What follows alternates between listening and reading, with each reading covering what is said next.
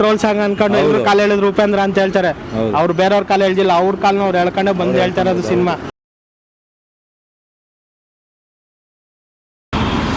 Bro ಇವಾಗ ತಾನೇ ನಮ್ಮ ಅವ್ರು ಕೇಳಿದ್ರು US ಸಾಂಗ್ ಬಂದಿದೆ, ಅದ್ರ ಬಗ್ಗೆ ಮಾತಾಡಿ ಅಂತ ಹೇಳ್ತಾ ಇದ್ದಾರೆ ನಮ್ಮ ಚಾನಲಲ್ಲಿ. US ಸಾಂಗ್ ರಿಲೀಸ್ ಆದ್ಮೇಲೆ ಟ್ರೋಲ್ ಸಾಂಗ್ ಬಂದಿದೆ, ನಿಮ್ಗೆ ಹೇಗೆ ಅನ್ನಿಸ್ತು? ಸೂಪರ್ ಆಗಿದೆ ಬಿಡಿ. ಆ ಥರ ಒಂದು ಡಿಫ್ರೆಂಟಾಗಿ ಹಿಂದೇನು ಬಂದಿಲ್ಲ, ಮುಂದೆ ಮಾಡೋಕ್ಕೂ ಆಗಲ್ಲ. ಅದು ಉಪೇಂದ್ರ ಅವ್ರ ಕೈಲಿ ಮಾತ್ರ ಆಗೋದು. ಆ ಥರ ತಾಕತ್ತಿರ್ಬೇಕಂದ್ರೆ, ಆ ಥರ ತಲೆ ಇರಬೇಕಂದ್ರೆ APS ಕಾಲೇಜಲ್ಲಿ ಓದಬೇಕು, ಗುಡ್ಡದಲ್ಲಿ ಬೆಳಿಬೇಕು, ಚಾಮರಾಜಪೇಟೆಯಲ್ಲಿ ಹುಟ್ಟಬೇಕು, ಅಂಥವ್ರಿಗೆ ಆ ತಲೆ ಬರೋದು. ಸೂಪರ್ ಮಾತ್ರ. ಏನಂತೀರಾ? ಉಪೇಂದ್ರ ಅವ್ರ ಬಗ್ಗೆ ನಿಮ್ಗೆ ಯಾಕೆ ಇಷ್ಟೊಂದು ಅಭಿಮಾನ ಯಾಕಂದ್ರೆ ಚಿಕ್ಕ ವಯಸ್ಸಿಂದ ಅವ್ರ ಸಿನಿಮಾ ನೋಡ್ಕೊಂಡು ಬೆಳೆದಿದ್ದೀನಿ. ಒಂಥರ ಡಿಫ್ರೆಂಟು, ಯಾವ ಥರ ನಾವೇ ಥಿಂಕ್ ಮಾಡೋಕ್ಕಾಗಲ್ಲ. ಸಿನಿಮಾನ ಒಂದು 25 ಸಲ ನೋಡಬೇಕು, ಹೆಂಗೆ ಅರ್ಥ ಮಾಡ್ಕೊಬೇಕು ಅಂತ. ಬಟ್ ಸೂಪರ್ ಆಗಿದೆ ಬಿಡಿ. ಡಿಫ್ರೆಂಟ್ ಕಾನ್ಸೆಪ್ಟ್ಗೆ ಸೂಪರ್ ಇದೆ. ಆಮೇಲೆ ಅಫ್ಕೋರ್ಸ್ ಇವಾಗ ಕನ್ನಡ ಇಂಡಸ್ಟ್ರಿಯಲ್ಲಿ ಯಾರು ಜನ ಬರ್ತಾ ಇಲ್ಲ, ಹೊಸ ಸಿನಿಮಾಗಳು ಬರ್ತಾ ಇದ್ದಾವೆ, ಜನ ಬರ್ತಾ ಇಲ್ಲ ಅಂತ ಹೇಳ್ತಾ ಇದ್ದಾರೆ. ಸರ್ ಕೊಟ್ಟಿದ್ದೇನೆ ಕೊಟ್ರೆ ಯಾರು ಸರ್ ಬಂದು ನೋಡ್ತಾರೆ? ಡೈಲಿ ಅನ್ನ ಸಾಂಬಾರೇ ಇಟ್ಬಿಟ್ಟು ಅದನ್ನೇ ತಿನ್ನೋದ್ರೆ ಯಾರು ಸರ್ ತಿಂತಾರೆ? ಏನು ಚಿಕನ್ ಇವಾಗ ನೋಡ್ರಿ, ಬೆಳ್ಳುಳ್ಳಿ ಕಬಾಬ್, ಅದನ್ನ ಕಬಾಬೇ, ಅದನ್ನು ಬೆಳ್ಳುಳ್ಳಿ ಸೇರ್ಸವನೆ, ಕಬಾಬ್ ಪೌಡ್ರ್ ತೆಗ್ದವನೆ, ಬೆಳ್ಳುಳ್ಳಿ ಹೊಡೆದವನೆ, ಬೆಳ್ಳುಳ್ಳಿ ಕಬಾಬ್ ಟ್ರೆಂಡು. ಯಾಕೆ ಎದ್ದು ಬಿದ್ದು ಸಾಯ್ತವ್ರೆ? ಅದನ್ನೇ ಮಾಡಿರೋ ಕಥೆನೇ ಮಾಡಿ ಸಾಯಿಸ್ಬಿಟ್ರೆ ಸರ್. ಡಿಫ್ರೆಂಟಾಗಿ ಮಾಡಿ ಯೋಚನೆ ಮಾಡಿ. ಅವ್ರು ಹೇಳ್ದಂಗೆ ಡಿಫ್ರೆಂಟ್ ಕಥೆಗಳು ಬರಬೇಕು. ಸುಮ್ಮನೆ ಬಂದಿರೋ ಸಿನಿಮಾಗಳಿಗೆಲ್ಲ ಜನ ಬಂದಿಲ್ಲ ಯಾರು ಬರಲ್ಲ ಸರ್. ಅಲ್ಲ ಮಾತೈತಾರೆ 300 ವರ್ಷದ್ದು 500 ವರ್ಷದ ಹಿಂದೆ ಸಿನಿಮಾಗಳು ಕಥೆಗಳು ತಗೊಂಬಂದು ಮಾಡ್ಬಿಟ್ರೆ ಜನಕ್ಕೆ ಬೋರ್ ಆಗಲ್ವಾ? ಈಗ ಡಿಫ್ರೆಂಟ್ ಆಗಿರ್ಬೇಕು ನೋಡಿ. ನಮ್ಮ ಉಪೇಂದ್ರ ಸರ್ ಈಗ ಏನ್ ನಡೀತಾ ಇದೆ, ಈಗಿನ ತಕ್ಕಂತೆ ಟ್ರೋಲ್ಗಳು ಏನಿದೆ ಕ್ಲೀನಾಗೆ ಸಖತ್ತಾಗಿ ಮಾಡಿದ್ದಾರೆ. ಏನೋ ಒಂಥರ ಟ್ರೋಲ್ ಸಾಂಗ್ ನೋಡಿದ್ರೆ ಗೊತ್ತಾಗುತ್ತೆ. ನಿನ್ನೆ ಮೊನ್ನೆ ನಡೆದಿರೋ ಟ್ರೋಲ್ಗಳನ್ನೆಲ್ಲ ಇದ್ಕೊಂಡು ಮಸಾಲೆ ಹೊಡೆದು ಬಿಟ್ಟವ್ರೆ, ಜನಕ್ಕೆ ಸಾಯ್ತವ್ರೆ, ಜನ ಮೆಂಟ್ಲಾಗ್ಬಿಟ್ಟು ಏನ್ ಗುರು ನಿನ್ನೆ ಮೊನ್ನೆ ನಡೆದಿರೋ ವಿಷಯ ಆಗಲಿ ಶೂಟಿಂಗ್ ಮಾಡಿ ಮುಗಿಸ್ಬಿಟ್ಟಿದ್ದಾರೆ ಅಂತ.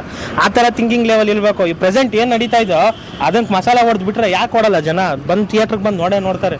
ಇನ್ನೂ ಹಳೆ ಕಿತ್ತೋರೋ ಲವ್ ಸ್ಟೋರಿಗಳನ್ನ ನೋಡ್ಕೊಂಡು ಜನ ನಮ್ಮ ಫ್ಯಾಮಿಲಿ ಸ್ಟೋರಿ ಅಂತೆ, ಡ್ರಗ್ಸ್ ಅಂತೆ, ಅದನ್ನೇ ಇಟ್ಕೊಂಡು ಮತ್ತೆ ಅದೇ ಕಥೆಗಳನ್ನ ರಿಪೀಟ್ ಮಾಡ್ಕೊಂಡು ಥಿಯೇಟ್ರಿಗೆ ಜನ ಬರ್ತಾ ಇಲ್ಲ ಅಂದ್ರೆ ಯಾರು ಸರ್ ಬರ್ತಾರೆ? ಕೊಡೋದನ್ನ ಸ್ವಲ್ಪ ಡಿಫ್ರೆಂಟಾಗಿ ಕೊಡಿ. ಯಾಕೆ ಕಾಂತಾರ ಯಾಕೆ ಕೊಡ್ತು?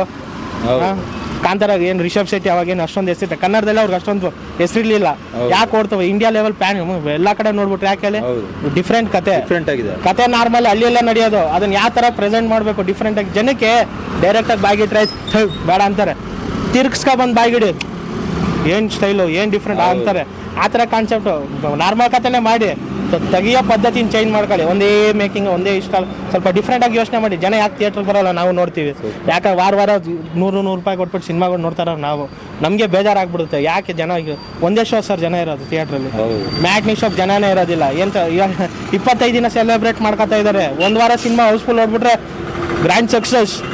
ಇವಾಗ 6 ಒಂದೇ 3 ದಿನ, ಇವಾಗ ಶುಕ್ರವಾರ ಶನಿವಾರ ಭಾನುವಾರ ಹೌಸ್ಫುಲ್ ಹೊಡ್ತಾ ಸೆಲೆಬ್ರೇಟಿ 100 full grand success, blockbuster hit ಅಂತ ಹಾಕೋತಾ ಇದ್ದಾರೆ ಸರ್. 2 ವರ್ಷ 3 ವರ್ಷ ಓಡ್ತಾ ಇದ್ದಿದ್ದು ಸಿನಿಮಾಗಳು ಸರ್ ಬರ್ತಾ ಇದ್ದಿದ್ದು ಅವಾಗ.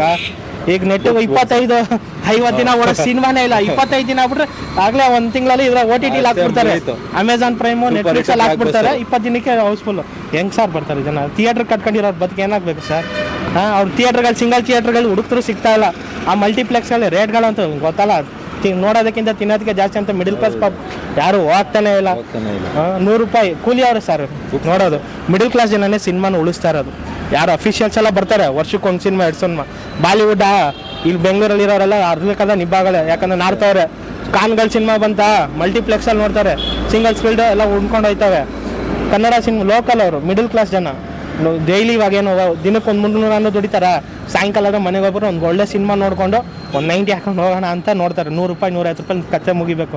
ಯಾಕಂದ್ರೆ ಸ್ಟ್ರೆಸ್ ರಿಲೀಫು, ಬೆಳಗ್ಗೆಯಿಂದ ಹರ್ಕೊಂಡು ಕೆಲಸ ಮಾಡಿರ್ತಾರೆ. ಸ್ಟ್ರೆಸ್ ರಿಲೀಫು, ಏನೋ ಪ್ರೆಷರ್ಗೆ ಟೆನ್ಷನ್, ಒಂದು ಒಳ್ಳೆ ಸಿನಿಮಾ ನೋಡ್ಕೊಂಡು ಹೋಗೋಣ ಅಂತ ಬರ್ತಾರೆ. ಥಿಯೇಟ್ರ್ಗಳೇ ಇಲ್ಲದ್ರೆ ಇನ್ನು ಒಂದು ಕೈಲಿ 400-500 ರೂಪಾಯಿ ಕೊಟ್ಬಿಟ್ಟು ಸಿನಿಮಾ ನೋಡೋಕ್ಕಾಯ್ತದ ಸರ್? ಆಗಲ್ಲ. ಸ್ವಲ್ಪ ಈಗಲಾದ್ರು ಥಿಂಕಿಂಗ್ ಮಾಡಿ. ಅಲ್ಲ ವಾಣಿಜ್ಯ ಮಂಡಳಿ ಅವರ ಏನಿದ್ದೀರಾ, ಸಿಂಗಲ್ ಸ್ಕ್ರೀನ್ಗಳನ್ನ ಉಳಿಸಿ ದಯವಿಟ್ಟು.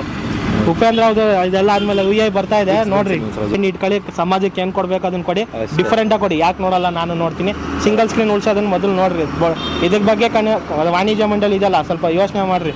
ಮಿಡಿಲ್ ಕ್ಲಾಸ್ ಪೀಪಲ್ ಸಿನಿಮಾನ ಬದುಕ್ಸೋದು, ಕೋಟಿ ದುಡಿಯೋನಲ್ಲ ಅವನು. OTT ನೋಡ್ಕೊತಾನೆ, ಅಮೆಝಾನಲ್ಲಿ ನೋಡ್ಕೊತಾನೆ 1 ತಿಂಗಳಾದ್ಮೇಲೆ.